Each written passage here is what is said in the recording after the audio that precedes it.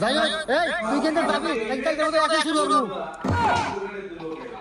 শোনেন, আজকে যতই অ্যাকশন শুরু হবে আমি কথা কমই, কারণ আমি সরকারি চাকরি করি আর উপর থেকে আমার খুব চাপ আসে।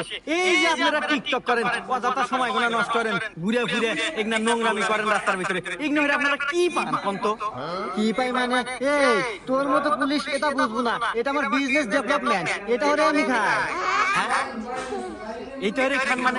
আরে ভাই, এটা রে কি আপনি সংসার চলে? আরে ভাই, আমার মতো একটা চাকরি হলেই তো পারেন, মাসে 15,000 টাকা বেতন, বউ চাললে সুখী শান্তি থাকতেন। বেবি এ কি বলে, মাত্র 15,000 টাকা বেতন? এই আমার ইনকাম সম্পর্কে তোর কোনো ধারণা আছে রে? দাঁড়া, তোর ছোট্ট একটা উদাহরণ দেই। এই যে ক্যামেরাম্যান তোর পাশেই দাঁড়ায় আছে, ওর বেতন মাসে 1 লাখ।